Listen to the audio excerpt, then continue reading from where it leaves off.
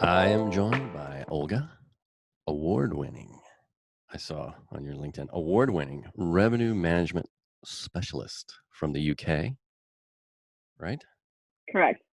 That's quite a mouthful. Yes. You've worked for Millennium, Rocco Forte, is that how you say it? Yeah, correct. Firmdale, Dukes, and more. Yes. But as I understand it, you've recently accepted a job that you won't tell me about. Correct. Yes. All I can say, it's one of the biggest and most anticipated openings in London this year on a five-star luxury market. Really? So yeah.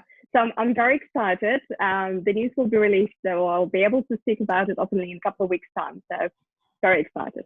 Yeah. Well, I thought I was going to break some big news, so we'll see how the rest of this goes. Listen. Yeah. So why don't you tell us quickly about your experience over the past few months?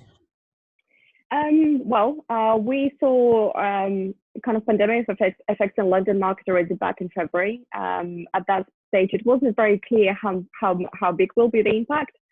But I think for London, especially once the outbreak happened in Italy, then it was very clear, you know what, at that point, we lost a lot of business, and it was very clear that this will have some significant impact and a very long impact on the business. So that was very clear period. And also this was a time when citywide events started cancelling quite, on a big scale. So yeah, it's been since February, and we have gone through the lockdown period. A lot of hotels, some hotels didn't close, but most of the hotels of course did, and now kind of gradually coming back to business. And some hotels that still remain closed. So it's very difficult, challenging situation for many, definitely. Right. Do you have a handle on what kind of travelers and guests the hotels in London or the UK, if you want to go a little broader, like what are they seeing? Well, as many of your guests already mentioned before, Staycations obviously on the rise. So that's obviously slightly wider for UK. I mean, right now it's a perfect time to visit any big cities as well, because you don't have crowds of visitors and tourists, which is amazing. So going to central London, I'm actually really enjoying it. And business is actually really well prepared for reopening. I mean, very thoughtful procedures been put in place to give lots of reassurances to the customers. We're seeing, of course, as I mentioned, Staycations quite big. So hotels outside London, where they have, if you have special, close to the scenic, picturesque places, or you're close to the beach, spas as well. Golf course resorts were reopened actually first. So we have something special for the Staycations to accommodate. That's fantastic news right now. Those businesses are doing pretty well. Restaurants, bar reopened first.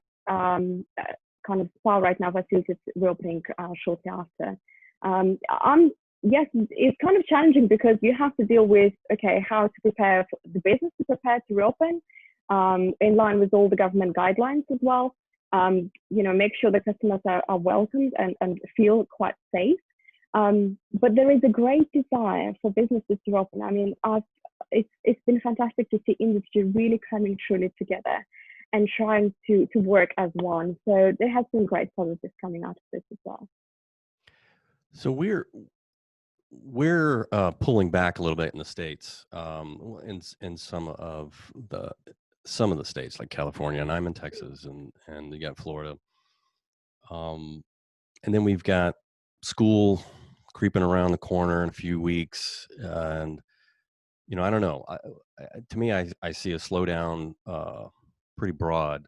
However, I will say that some of the people I'm talking to have resort hotels out in the country, and they're doing great because people have had it and they're getting out, they're driving. Correct. Yeah. But like in the next few months, maybe between here and even the end of the year, what do you see? What's your crystal ball tell you? My crystal ball is everyone's favorite. I mean, most of the right now travel, as you said, will happen within those, let's say, it's 90 minutes travel, with that radius where you feel comfortable, take your car and go for the road trip and stay somewhere for a couple of days. Later, after that, we'll see continental travel, European travel come back next. And after that, of course, then it will be long haul. But right now, that's kind of not really on the cards. It will be maybe let's say September, October time, but not right now in August. Meetings and events, of course, suffered big time. Still not allowed to do lots of meetings. Lots of group business moved either to September, October this year. So when we started seeing cancellations, that's where most of the inquiries came to. So the September, October. In autumn, that seems to be right now the kind of peak time when potentially we could see some of the groups coming back. I'm talking quite small groups, piece of business. And then lots of inquiries actually moved to next year. So my crystal ball is next year in terms of weddings being quite busy and meetings and events, groups, all of that, because all of that have been postponed. And I also equally know hotels that are actually fully booked already for New Year's Eve for this year, and some hotels overbooked on certain dates for next year because they moved business from this year and someone else at the space at the same time. So it's kind of, right now it's more about generating some business, really building that. We're talking about 30% occupancy in most of the hotels. As long as hotels getting that fair share, that's pretty much good. But you kind of need to keep an eye on next year because you're going to easily, sell hotels pretty, maybe not the best kind of. And I know some hotels are putting restrictions on Saturdays or not accepting certain businesses on the key dates because they're seeing the same demand. Right. So as we wrap up here, any advice for hoteliers in the middle of all this mess? Well, yeah, I think so. There are a couple of maybe advice if I may give on a kind of business level, and another one is kind of personal, because I think this period it's very testing for many. I know that a lot of hoteliers are either on the brink of losing their jobs or right now been on furlough. In terms of businesses, giving reassurances, so using all channels as communication to your customers, give reassurances what you're doing to obviously make sure that the hotel is COVID protected.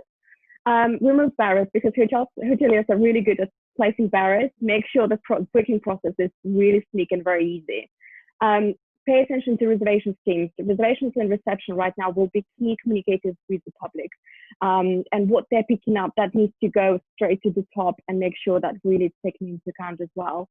I would say get the basics right, websites, communication channels, images, use this time effectively to really revamp this product that your services. Use social media effectively as well. And I would say right now is the perfect time for hotels to really look at their business mix channel and actually get some business back. What I'm seeing is hotels have great opportunity to utilize the time, get more direct business. There is much more communication with customers directly rather than through online travel agencies. So hence, it's really important how your hotel represented either on social media, through your website, and so on and so forth. So looking at potential collaborations and partnerships, because you're not just competing with the hotel next door, you're competing as a destination as well. So anything that creates that exposure, that's really beneficial. And on a personal level, I would say, use this time to learn something new, expand your skill set, do some charity work, help the next generation of hoteliers, share your stories. And yeah, I think just make the most of the opportunities given. I noticed you didn't mention binge watching in that. No. Time to get off the couch, hoteliers. Come on. Yeah, I've been binge watching your videos. That's what I do. See, I like that. All right. Well, thank you so much for joining me, Olga. Thank you. It's been a pleasure. Okay.